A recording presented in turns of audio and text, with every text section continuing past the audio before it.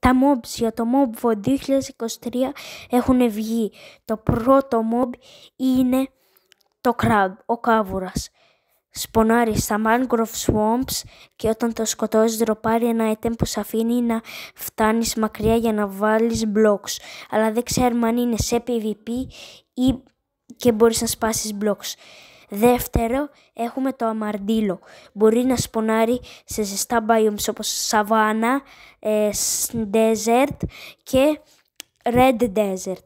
Και όταν το σκοτώσεις, δροπάρει ένα cute που με αυτό μπορείς να φτιάξεις armor για τον σκύλο σου.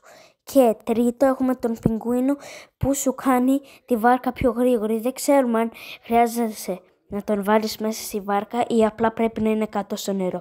Αλλά εγώ θα ψηφίσω τον σκύλο, διότι οι σκύλοι είναι τόσο loyal σε εμάς που έχουν δώσει τη ζωή τους, έχουν πεθάνει σε love τα πάντα και αξίζουν να έχουν μια προστασία, δηλαδή να τους δώσουμε και εμείς ένα λίγο respect. Δηλαδή εμένα προσωπικά οι σκύλοι με έχουν σώσει πάρα πολλές φορές από σκυλτούς και από πολλά mobs και θυσιάζουν τη ζωή μας για μας.